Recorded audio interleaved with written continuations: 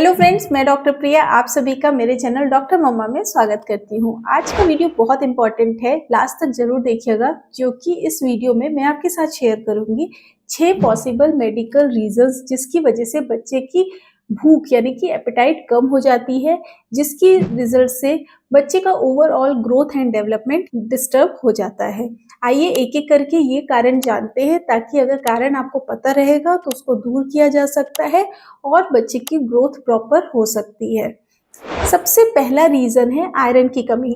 India में iron की कमी बहुत ज्यादा कॉमन है। बच्चे में आयरन की कमी तो नहीं है, ये हम कैसे पता कर सकते हैं? अगर बच्चा बहुत ज्यादा चिड़चिड़ा रहता है, बच्चे दिन भर रोता रोता सा रह रहा है, उसका किसी चीज में मन नहीं लग रहा है, बच्चे का हाथ पैर में बहुत ज्यादा दर्द कर रहा है या कि लेग्स क्रैम्प भी देखे जाते हैं। थर्ड में बच्चे की स्कूल परफॉर्मेंस धीरे धीरे कम होने लगती है। ऐसा क्यों? क्योंकि आयरन सिर्फ खून के लिए नहीं बल्कि ब्रेन डेवलपमेंट के लिए बहुत इंपॉर्टेंट है। बच्चा बहुत ज्यादा थका थका महसूस करेगा, लेजी लेथार्जिक बच्चा हो जाएगा। तो अगर ये सारे लक्षण आपको बच्चे में दिखते हैं तो प्लीज पीडियाट्रिशियन के पास तुरंत लेके जाएं ताकि बच्चे का ब्लड टेस्ट हो सके। और ब्लड टेस्ट से ही पता लगाया जाता है कि बच्चे में कहीं हीमोग्लोबिन कम तो नहीं है, या फिर आयरन स्टडीज की जाती है जिससे पता चलता है कि आयरन स्टोर कम तो नहीं हो रहा है। अगर आयरन स्टोर कम होता है उसके लिए आयरन थेरेपी दी जाती है, जिसमें बच्चे को ओरल आयरन की सिरप दी जाती है 4 to 6 मंथ्स के लिए। और अगर आपका बच्चा 1 साल से छोटा है तो 4 मंथ टू 1 ईयर के बच्चों को आयरन की सिरप दी जाती है for prevention of iron deficiency anaemia. तो अगर आप नहीं दे रहे हैं तो अपने पीडियाट्रिशियन से कंसल्ट करें और बच्चे की वेट के अकॉर्डिंग कितना डोज देना है वो आप उनसे पूछ सकते हैं, लिखवा सकते हैं। और 1 साल के बाद जो भी खाना देंगे उसमें आयरन रिच फूड देना ही देना है, ये आपकी जिम्मेदारी है। सेकेंड जो कारण है वो वॉर्म्स यानी कि पेट में कीड़े का होना। पेट में कीड़े होने की जो समस्या है वो भी इंडिया में बहुत कॉमन है, बहुत सारे बच्चों में ये देखी जाती है। इसीलिए पीडियाट्रिशियन ये रिकमेंड करते हैं कि बच्चे को हर 6 महीने में एल्बेंडाजोल जो दवाई है कीड़े मारने की वो दी जाए। कितनी डोज में देना है? अगर 1 से 2 साल का बच्चा है तो 200 मिलीग्राम, अगर 2 साल से बड़ा बच्चा है तो 400 मिलीग्राम हर 6 महीने में बच्चे को देना है। अगर आप ये देते हैं तो कीड़े से बच्चे को बचा सकते हैं। अगर कीड़े हो गए तो भूख कैसे कम होगी वो जानते हैं। इसमें 2 चीज हो सकती है। पहला तो कीड़े जो है पूरी आंतों में इंटेस्टाइन में भर जाते हैं मल्टीप्लाई हो के। कई बार वो इतने लंबे हो जाते हैं कि पूरे इंटेस्टाइन फिल कर देते हैं। उसकी वजह से क्या होता है, पेट चढ़ा चढ़ा सा रहता है, पेट भरा सा लगता है। तो स्वाभाविक है जब पेट भरा भरा लगेगा तो खाने का मन नहीं करेगा। दूसरा है जो थोड़ा बहुत भी खाना बच्चा खा रहा है वो भी क्या होता है उसका सारा न्यूट्रिशन ये वर्म्स ले लेते हैं। कैसे पता चलेगा बच्चे के पेट में कीड़े तो नहीं है? उसके लिए स्टूल टेस्ट किया जाता है, यानी कि जो पॉटी होती है उसमें से वर्म्स तो नहीं है ये आइडेंटिफाई किया जाता है। ट्रीटमेंट में एल्बेंडाजोल ही दिया जाता है, लेकिन उसका जो डोज है वो अलग होता है प्रिवेंटिव डोज से। प्रिवेंटिव डोज ऑलरेडी मैंने आपको बताया। जो ट्रीटमेंट डोज है अकॉर्डिंग टू कौन सा वर्म है उसके सीवियरिटी के अकॉर्डिंग जो आपके पीडियाट्रिशियन है वही डिसाइड करते हैं। थर्ड है कॉन्स्टिपेशन। कॉन्स्टिपेशन की समस्या भी इस समय इतनी ज़्यादा बढ़ती जा रही है। बहुत सारे बच्चों में भूख नहीं लगने की ये जो कारण है, अगर कोई डेफिशिएंसी नहीं है तो कहीं ना कहीं कॉन्स्टिपेशन होगा।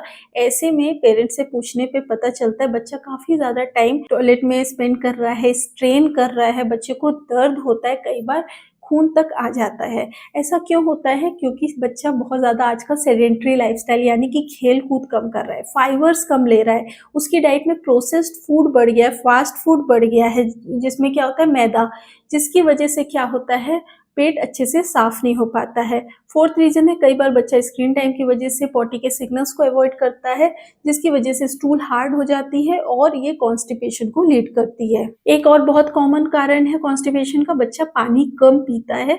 तो कोशिश करें बच्चा सफिशिएंट अमाउंट में पानी पिए, फाइबर ले, फ्रूट्स जैसे कि आलू बुखारा वगैरह खाए। आप फ्लैक्स सीड वगैरह भी बच्चे को दे सकते हैं कॉन्स्टिपेशन रिलीव करने के लिए। फोर्थ जो कारण है वो है रीसेंट इलनेस, यानी कि कुछ समय पहले ही बच्चे को कोई बीमारी हुई होगी, जैसे कि निमोनिया हो सकता है, डायरिया हो सकता है, सोर थ्रोट हो सकता है, बच्चों के मुंह में छाले हो सकते हैं, पेट दर्द यानी गैस्ट्राइटिस वगैरह हुआ हो सकता है, फ्लू हुआ हो सकता है, वायरल फीवर। अगर इस तरीके की कोई भी चीज होती है तो क्या होता है, बच्चे की भूख बहुत ज्यादा कम हो जाती है। बच्चे क्या बड़े, किसी को भी अगर भी कोई भी बीमारी होती है उसमें क्या होता है, सबसे पहले भूख कम हो जाती है, एपेटाइट लॉस हो जाती है। अगर बीमारी की वजह से भूख कम हुई है तो वो वापस से आ जाएगी कुछ दिनों में, इसलिए घबराने की जरूरत नहीं है। क्या होता है, कई बार इन बीमारियों में स्ट्रॉन्ग एंटीबायोटिक भी दी जाती है, और एंटीबायोटिक की वजह से क्या होता है, जो बॉडी के पेट के गुड बैक्टीरिया है वो भी मर जाते हैं, जो कि खाने को डाइजेस्ट करने में हेल्प करते हैं। ऐसे में खाना बहुत लंबे समय तक डाइजेस्ट नहीं होता है और दोबारा खाना खाने के टाइम तक भी भूख नहीं लग पाती है। तो आप क्या कर सकते हैं, अगर बच्चे को कोई बीमारी हुई थी तो आप डॉक्टर से मिले, वो आपको प्रोबायोटिक वगैरह देंगे, या फिर आप घर में ही बच्चे को कर्ड वगैरह खिलाएं, जिससे कि बच्चे की जो एपेटाइट है वो जल्दी से वापस आ सके। आयरन डेफिशिएंसी के बारे में तो फिर भी बहुत लोग बात करते हैं, लेकिन ये जो डेफिशिएंसी बहुत इग्नोर्ड है। 5th नंबर है विटामिन B12 और फोलेट की डेफिशिएंसी। ये दोनों डेफिशिएंसी मोस्ट कॉमनली देखी जाती है उन बच्चों में जिनकी फैमिली में प्योर वेज फूड दिया जाता है। B12 जो विटामिन होता है ये बॉडी खुद नहीं बना पाती है, ये बाहर से लेना पड़ता है, और मोस्ट कॉमनली ये एनिमल फूड या नॉन वेजिटेरियन फूड होता है उसे में अवेलेबल होता है। जो वेजिटेरियन खाने हैं उनमें उसकी क्वांटिटी काफ़ी कम होती है, इसलिए अगर बच्चा फिर भी वेजिटेबल नहीं खा रहा है, जो थोड़ा बहुत मिल रहा है वो भी नहीं मिलता और इसकी कमी हो जाती है। B12 की कमी और फोलेट की कमी की वजह से बच्चे में क्या हो सकता है, एनीमिया हो सकता है। दूसरा, बच्चा चिड़चिड़ा इसमें भी रहेगा, बच्चे की भूख कम हो जाएगी, बच्चा थका थका रहेगा। तो अगर वेजिटेरियन है तो एटलीस्ट आपको डेयरी प्रोडक्ट जैसे कि दूध, दही, पनीर चीज ये तो बच्चे को देना ही है, ताकि बच्चे को विटामिन B12 सफिशिएंट क्वांटिटी में मिलती रहे। कैसे पता करेंगे कि बच्चे को B12 या फोलेट की डेफिशिएंसी तो नहीं है, उसके लिए भी CBC यानी कि ब्लड टेस्ट किया जाता है। दूसरा है एक विटामिन B12 ऐसे किया जाता है। ट्रीटमेंट में विटामिन B12 और फॉलिक एसिड के सप्लीमेंट दिए जाते हैं, जिससे कि धीरे धीरे वो बैलेंस रिस्टोर हो जाता है और बच्चे की जो एपेटाइट है, चिड़चिड़ापन है, थकान है, ये सब कुछ वापस से ठीक हो जाता है। 6th और लास्ट जो पॉइंट है वो है विटामिन D की डेफिशिएंसी। विटामिन D की डेफिशिएंसी भी आजकल की लाइफस्टाइल के कारण बहुत ज़्यादा कॉमन हो गई है, क्योंकि सनलाइट एक्सपोजर कम हो गया है। तो आपको क्या करना है, विटामिन D के लिए बच्चे को प्रॉपर सन एक्सपोजर देना है। अगर आप नॉन वेजिटेरियन हैं तो बच्चे को एग दे सकते हैं, फिश दे सकते हैं, फिश ऑयल के सप्लीमेंट्स दे सकते हैं, जिससे कि बच्चे को विटामिन D मिल सके। लेकिन कोई भी डाइटरी सोर्स में उतना अच्छा विटामिन D नहीं रहता है जितना आपको मिलेगा सनलाइट एक्सपोजर से। ऑलरेडी विटामिन D पे डिटेल वीडियो मैंने बनाया हुआ है, आप उसे चेकआउट करें ताकि आपको सारी इंफॉर्मेशन उससे रिलेटेड मिल सके। तो मैंने आज आपके साथ शेयर किए 6 ऐसे मोस्ट कॉमन मेडिकल रीजंस जिसकी वजह से बच्चे की भूख एकदम खत्म हो जाती है। तो आप देखें इनमें से कुछ साइंस एंड सिम्टम्स तो नहीं है, अपने पीडियाट्रिशियन से कंसल्ट करें, प्रॉपर टेस्ट करवाएं ताकि इसको आइडेंटिफाई किया जाए और जल्दी से जल्दी दूर किया जा सके।